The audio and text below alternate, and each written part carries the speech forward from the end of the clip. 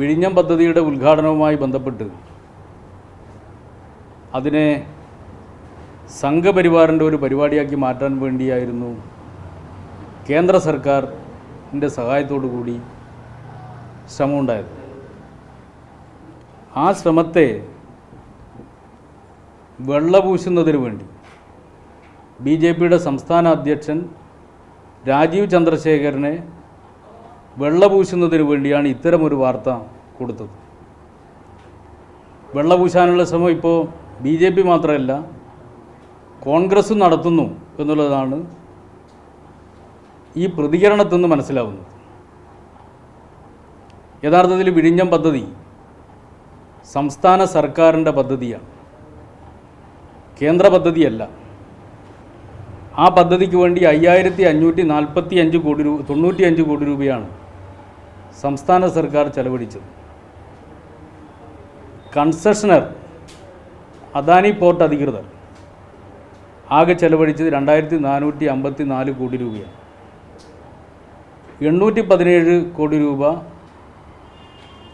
കേന്ദ്ര സർക്കാർ NPV ടേംസിൽ തിരിച്ചടക്കുക എന്ന വ്യവസ്ഥയോടുകൂടി ലോൺ തന്നിട്ടുണ്ട്. NPV ടേംസിൽ തിരിച്ചടക്കുക എന്ന് പറഞ്ഞാൽ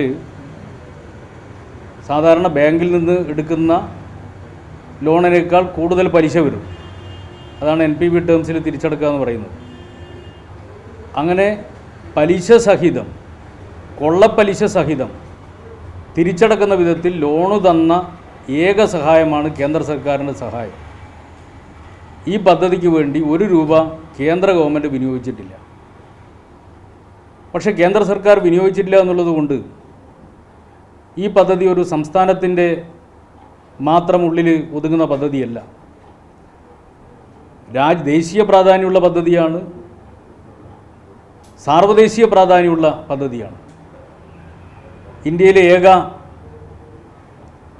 ട്രാൻസ്ഷിപ്മെൻറ്റ് തുറമുഖമാണ് ഈ പദ്ധതി എന്ന് പ്രധാനമന്ത്രി ഉദ്ഘാടന ഘട്ടത്തിൽ തന്നെ പറയുന്നത് നിങ്ങൾ ശ്രദ്ധിച്ചിട്ടുണ്ടോ?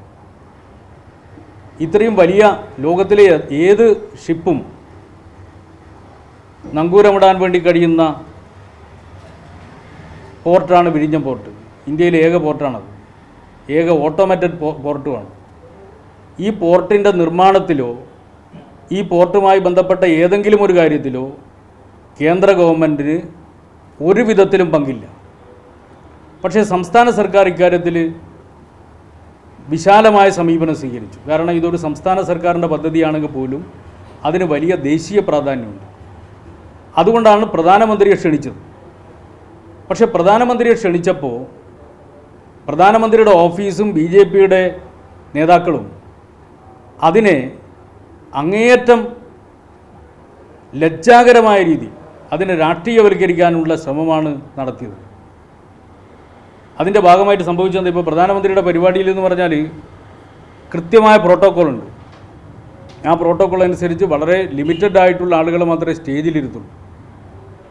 അത് കണക്കിലെടുത്തുകൊണ്ടാണ് സംസ്ഥാനത്ത് നിന്ന് ഏതൊക്കെ മന്ത്രിമാർ ഈ പരിപാടിയിൽ വേണം എന്നുള്ള അഭിപ്രായം കേന്ദ്ര ഗവൺമെൻറ് മുമ്പാകെ പറഞ്ഞിട്ടുള്ളത്, പ്രധാനമന്ത്രിയുടെ ഓഫീസിനെ അറിയിക്കുന്നത്. ഇപ്പോൾ സ്വാഭാവികമായും അതിനനുസരിച്ചുള്ളൊരു നിലപാടാണ് സ്വീകരിക്കേണ്ടത്. പക്ഷേ അതിൽ നിന്നും വ്യത്യസ്തമായി സംസ്ഥാന സർക്കാർ പറയാതെ ചില പേരുകൾ അതിൽ ഉൾപ്പെട്ട് വന്നിരിക്കുകയാണ്. ആ പേരുകൾ ആരാണെന്ന് ഞാൻ പറയുന്നില്ല. പക്ഷേ ഒരു കാര്യം ഉറപ്പാണ്, ഒരു പേര് BJPയുടെ സംസ്ഥാന അധ്യക്ഷൻ്റെ പേരാണ്. ഒരിക്കലും ചെയ്യാൻ വേണ്ടി പാടില്ലാത്തൊരു കാര്യമാണ്. പ്രധാനമന്ത്രിയെ കേരളത്തിൻ്റെ വിശാലത കൊണ്ട് ഒരു പരിപാടിക്ക് ക്ഷണിച്ചപ്പോൾ ആ പരിപാടിക്ക് ക്ഷണിച്ചു എന്നുള്ള ഒറ്റ കാരണം കൊണ്ട് BJPയുടെ അധ്യക്ഷനെ നിശ്ചയിച്ച് നൽകി പ്രധാനമന്ത്രിയുടെ ഓഫീസ്. അങ്ങനെ നിശ്ചയിച്ച് നൽകുകയാണെങ്കിൽ മുൻ കേന്ദ്രമന്ത്രി എന്നാണ് പറഞ്ഞത്. ഇപ്പോൾ കോൺഗ്രസ്സുകാർ വിമർശനം ഉന്നയിക്കുന്ന കോൺഗ്രസ്സുകാർ യഥാർത്ഥത്തിൽ ചോദിക്കേണ്ടത് എന്താ, എന്തുകൊണ്ട് AK ആൻ്റണി നിശ്ചയിച്ചില്ല? AK ആൻ്റണി മുൻ മുഖ്യമന്ത്രിയും കേന്ദ്ര പ്രതിരോധ മന്ത്രിയായിരുന്നു. രാജീവ് ചന്ദ്രശേഖരൻ എടുത്ത ചുമതലയേക്കാൾ എത്രയോ വലിയ ചുമതല നിർവഹിച്ച ആളാണ് AK ആൻ്റണി. AK ആൻ്റണി എന്തുകൊണ്ട് ക്ഷണിച്ചില്ല? PJ കുര്യൻ എന്തുകൊണ്ട് ക്ഷണിച്ചില്ല? KV തോമസിനെ എന്തുകൊണ്ട് ക്ഷണിച്ചില്ല? ഇവരൊക്കെ മുൻ കേന്ദ്രമന്ത്രിമാരാണല്ലോ. അങ്ങനെ കുറേ കേന്ദ്രമന്ത്രിമാർ വേറെയും ഉണ്ടല്ലോ കേരളത്തിൽ. അവരെയൊന്നും വിളിക്കാതെ രാജീവ് ചന്ദ്രശേഖരനെ വിളിച്ചു. നമ്മൾ മനസ്സിലാക്കേണ്ടത് ആ പരിപാടിയിൽ നമ്മുടെ സംസ്ഥാന ധനമന്ത്രി മുതൽ ഒരു ഡസൻ സംസ്ഥാന മന്ത്രിമാർ സദസ്സിലിരിക്കുകയാണ്. അവർക്ക് സ്റ്റേജിൽ കയറാൻ പറ്റില്ല, സംസ്ഥാന മന്ത്രിമാർക്ക് സ്റ്റേജിൽ കയറാൻ പറ്റില്ല. പക്ഷേ BJPയുടെ അധ്യക്ഷന് സ്റ്റേജിൽ കയറാം. എത്ര വലിയ അനീതിയാണ്! അപ്പോൾ ഇങ്ങനെ ഒരു സംഭവം നടത്തിയിട്ട് അതിനെ രാഷ്ട്രീയവൽക്കരിച്ച് സ്റ്റേജ് കയറുക മാത്രമല്ല, അദ്ദേഹം ചെയ്ത പണിയെന്താ? BJPക്കാർ സദസ്സെന്ന് മുദ്രാവാക്യം വിളിക്കുമ്പോൾ ആ മുദ്രാവാക്യം ഏറ്റുവിളിക്കുകയാണ്. അപമാനകരമായ ഒരു സ്ഥിതിയല്ലേ ഉണ്ടായത്? ആ അപമാനകരമായ സ്ഥിതിയിൽ BJP നാണം കെട്ട് നിൽക്കുകയാണ്. അങ്ങനെ നാണം കെട്ട് നിൽക്കുന്ന BJPയെ വെള്ളപൂശാൻ വേണ്ടിയല്ലേ ഇങ്ങനെ ഒരു പ്രചരണം നടത്തുന്നത്? അതിനുവേണ്ടിയല്ലേ കോൺഗ്രസും BJP സംയുക്തമായി ഇങ്ങനെ ഒരു പ്രശ്നം ഉന്നയിച്ചത്?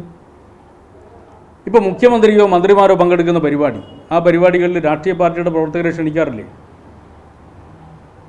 ഇപ്പോൾ മുഴപ്പിലങ്ങാട് നടത്തിയ പരിപാടിയിലും രാഷ്ട്രീയ പാർട്ടിയുടെ പ്രവർത്തകരില്ലേ? രാഷ്ട്രീയ നേതാക്കളെയോ പ്രവർത്തകരെയോ പുറന്തള്ളിക്കൊണ്ടുള്ള പരിപാടിയല്ലല്ലോ അവിടെ നടത്തിയത്. അവിടെ മുസ്ലിം ലീഗും കോൺഗ്രസും ബഹിഷ്കരിച്ച പരിപാടി, അവർ വന്നില്ല. CPMൻ്റെ ആളുകളുണ്ട്. അപ്പോൾ രാഷ്ട്രീയ പാർട്ടി പ്രവർത്തകരെ, നേതാക്കളെ വ്യത്യസ്ത പരിപാടികളിൽ ക്ഷണിക്കാറുണ്ട്. മുൻ MLAമാർ, മുൻ MP മാർ ഇത്തരത്തിലുള്ള പരിപാടികളിൽ പങ്കെടുക്കുമ്പോൾ അവരെ വേദിയിൽ ഇരുത്താറുണ്ട്. ഇത് പുതിയ കാര്യമല്ല. നിങ്ങൾ നിങ്ങളുടെ തന്നെ മുൻകാല വീഡിയോ ദൃശ്യങ്ങളൊന്ന് പരിശോധിക്കുക. അത് LDF ഭരിക്കുന്ന സമയത്തുള്ള ദൃശ്യങ്ങൾ കേരളത്തിലുടനീളം നിങ്ങൾ പരിശോധിച്ചോ? UDF ഭരിക്കുന്ന സമയത്ത് ഉള്ള ദൃശ്യങ്ങൾ കേരളത്തിലുടനീളം നിങ്ങൾ പരിശോധിച്ചോ? ആ സമയത്ത് ബന്ധപ്പെട്ട മന്ത്രിയുടെയോ മുഖ്യമന്ത്രിയുടെയോ കൂടെ വന്നിട്ടുള്ള മുൻ MP മാരോ മുൻ MLAമാരോ മുഖ്യമന്ത്രിയോടൊപ്പം വേദി പങ്കിടാറുണ്ടായിരുന്നോ? ആർക്കും അവിടെ വിലക്ക് ഏർപ്പെടുത്തിയിട്ടില്ലല്ലോ. വിഴിഞ്ഞത്ത് ചെയ്തെന്താ? സംസ്ഥാന മന്ത്രിമാർക്ക് വിലക്ക്. സംസ്ഥാനത്തെ ഇപ്പോൾ മുൻ ജനപ്രതിനിധികളാണെങ്കിൽ രാഷ്ട്രീയ പാർട്ടി നേതാക്കളുടെ സംസ്ഥാന അധ്യക്ഷന്മാരെ വിളിക്കുന്നു. അങ്ങനെയാണെങ്കിൽ MP ഗോവിന്ദൻ മാസ്റ്റർ മുൻ സംസ്ഥാന മന്ത്രിയല്ലേ, അദ്ദേഹത്തെ വിളിക്കണ്ടേ? സുധാകരൻ നിലവിൽ MP അല്ലേ, അദ്ദേഹത്തെ വിളിക്കണ്ടേ? അപ്പോൾ അവരെ ആരെയും വിളിക്കാതെ BJPയുടെ അധ്യക്ഷനെ കൃത്യമായിട്ട് സ്റ്റേജിൽ കൊണ്ടുപോയി ഇരുത്തിയിട്ടോ ആ പദ്ധതിക്ക് ₹1 ചെലവഴിക്കാത്ത ഒരു സർക്കാർ തങ്ങളുടെ പദ്ധതിയാണ്, പരസ്യത്തിലൂടെയും മറ്റു രീതിയിലും തങ്ങളുടെ പദ്ധതിയാണ് എന്ന് സ്ഥാപിക്കാൻ ശ്രമിക്കുക. അതിനെ തുറന്നു കാണിക്കുന്നതിന് വേണ്ടി ഇവിടെ നടന്നിട്ടുള്ള വിമർശനങ്ങളെ ഇതുമായി ബന്ധപ്പെടുത്തിക്കൊണ്ട് പ്രചരിപ്പിക്കുന്നതിൻ്റെ പിന്നിലുള്ള ലക്ഷ്യം മറ്റൊന്നുമല്ല. ആ ലജ്ജാകരമായ നീക്കത്തെ വെള്ളപൂശുന്നതിന് വേണ്ടിയാണ് സംയുക്തമായി BJP ചെയ്യുന്ന മനസ്സിലാക്കുക. അതിൻ്റെ കൂടെ കോൺഗ്രസും ചേരുന്നതാണ് മനസ്സിലാക്കാൻ വേണ്ടി കഴിയാത്തത്. അപമാനകരമായ ഒരു സ്ഥിതിയായിപ്പോയി കോൺഗ്രസിനെ സംബന്ധിച്ചിടത്തോളം. ഇത് സാധാരണ ഇത്തരത്തിലുള്ള പരിപാടികളിൽ മുൻ MLAമാരും മുൻ MP മാരും വേദിയിൽ പോകുന്നതാണ്. ഞാനവിടെ പോയ സമയത്ത് മുഖ്യമന്ത്രിയുടെ കൂടെയാണ് ഞാനവിടെ ചെന്നത്. എത്തിയപ്പോൾ സംഘാടകരനോട് വേദിയിൽ കയറി ഇരിക്കാൻ വേണ്ടി ആവശ്യപ്പെട്ടു. ഞാൻ വേദിയിൽ കയറിയിരുന്നു. അത് സാധാരണ സംഭവിക്കുന്ന കാര്യമാണ്. പക്ഷേ ഇതിൻ്റെ പിന്നിലുള്ള ലക്ഷ്യം ഞാൻ നേരത്തെ പറഞ്ഞതാണ്. പോരെ? ഇതിൽ KK രാഗേഷ് മുൻ MP എന്നുള്ള രീതിയിലാണോ പങ്കെടുത്തത്? CPM ജില്ലാ സെക്രട്ടറി എന്നുള്ള രീതിയിലാണോ? സ്വാഭാവികമായിട്ട് മുൻ MP എന്നുള്ള നിലയിലാണല്ലോ. ഞാൻ ഒരു മുൻ MP ആണല്ലോ. മുൻ MP എന്നുള്ള നിലയിൽ എന്നോട് സ്റ്റേജ് വേദിയിൽ ഇരിക്കാൻ വേണ്ടി ആവശ്യപ്പെട്ട് ഞാൻ കയറിയിരുന്നു. അത്രയേ ഉള്ളൂ. അത് സാധാരണ നടക്കുന്നതാണ്. ഇത്തരത്തിലുള്ള ഏത് പരിപാടിയിലും ഇപ്പോൾ നിങ്ങൾ തന്നെ ശ്രദ്ധിച്ചിട്ടുണ്ടാവും. ഇപ്പം മന്ത്രിമാരും മുഖ്യമന്ത്രിയൊക്കെ പങ്കെടുക്കുന്ന ഒരു പരിപാടിയിൽ മുൻ MP ആരെങ്കിലും അവിടെ വന്നു കഴിഞ്ഞാൽ അവരെ വിളിച്ച് വേദിയിലിരുത്തുക എന്നുള്ളത് സാധാരണ ചെയ്യുന്നൊരു കാര്യമാണ്.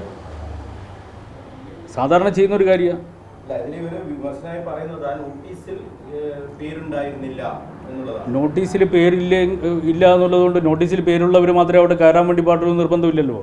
അവിടെ സംഘാടകർ എന്നോട് അവിടെ വേദിയിലിരിക്കാൻ വേണ്ടി പറയുകയാണ്. അതല്ലേ ക്ഷണം.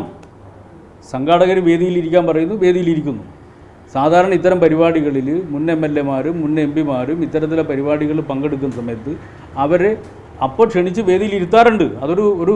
ഒരു അസ്വാഭാവികമായ കാര്യമല്ല. എന്നാൽ പ്രധാനമന്ത്രിയുടെ പരിപാടി അങ്ങനെയല്ല. പ്രധാനമന്ത്രിയുടെ പരിപാടി എന്ന് പറയുന്നത് കൃത്യമായി പ്രോട്ടോക്കോൾ വെച്ച് മിനിറ്റ് പ്രോഗ്രാം തയ്യാറാക്കി അതിൽ ആരൊക്കെ പങ്കെടുക്കണമെന്ന് തീരുമാനിച്ച പരിപാടിയാണ് പ്രധാനമന്ത്രിയുടെ പരിപാടി. മുൻകൂട്ടി തീരുമാനിക്കുന്നതാണ്. ആ മുൻകൂട്ടി തീരുമാനിക്കുന്ന പരിപാടിയിൽ ഒരു പാർട്ടിയുടെ സംസ്ഥാന അധ്യക്ഷനെ മുൻ മന്ത്രിയാണ് എന്ന് പറഞ്ഞുകൊണ്ട് പങ്കെടുപ്പിക്കുക. എന്നാൽ മറ്റ് പാർട്ടികളുടെ പ്രധാനപ്പെട്ട പാർട്ടികളുടെ സംസ്ഥാന അധ്യക്ഷന്മാരെ അവർ മുൻ മന്ത്രിമാരാണ്, അവർ അതിലൊരാൾ MP ആണ്, അവരെ അങ്ങോട്ടേക്ക് അടുപ്പിക്കാതിരിക്കുക. അതോടൊപ്പം തന്നെ അതിനെക്കാട്ടും ഏറ്റവും പ്രധാനപ്പെട്ടതാണല്ലോ സംസ്ഥാനത്തിലെ മന്ത്രിമാർ. ആ മന്ത്രിമാരെ ആരെയും പരിഗണിക്കാതിരിക്കുക. എന്നിട്ട് BJPയുടെ സംസ്ഥാന അധ്യക്ഷനെ ആ വേദിയിൽ നിശ്ചയിക്കുക മാത്രമല്ല, അദ്ദേഹം കാണിച്ചു കൂട്ടിയ കോപ്രായങ്ങൾ എന്തൊക്കെയാണ്. പരിപാടി തുടങ്ങുന്നതിന് മുമ്പേ വേദിയിൽ കയറിയിരുന്നിട്ട് താനാണ് ഇതിൻ്റെയൊക്കെ പ്രായോജകൻ എന്ന് കാണിക്കുന്ന വിധത്തിൽ ഇദ്ദേഹം കേരളത്തിൽ അധികമുള്ള ആളല്ല. കേരളം എന്താണെന്ന് അദ്ദേഹത്തിന് അറിയില്ല. അദ്ദേഹം മറ്റു സ്ഥലത്ത് ഇങ്ങനെ ഒരു വല്ലാത്ത ഒരു മാടമ്പിയെ പോലെ അവിടെ കയറിയിരുന്നിട്ട് മുദ്രാവാക്യം വിളിക്കുന്നത് നിങ്ങൾ കണ്ടില്ലേ? അതൊന്നും കേരളം സമ്മതിച്ചു തരില്ല. കേരളം എന്താണെന്ന് അദ്ദേഹത്തിന് മനസ്സിലായിട്ടില്ല. അങ്ങനെ കയറി മുദ്രാവാക്യം വിളിച്ച് സ്വയം നാണം കെട്ട ഒരു പാർട്ടിയെ രക്ഷപ്പെടുത്താൻ വേണ്ടി വെള്ള പൂശാൻ വേണ്ടിയിട്ട് ഇങ്ങനെ കോൺഗ്രസ് ബുദ്ധിമുട്ടരുത് എന്ന് മാത്രമേ എനിക്ക് പറയാനുള്ളൂ.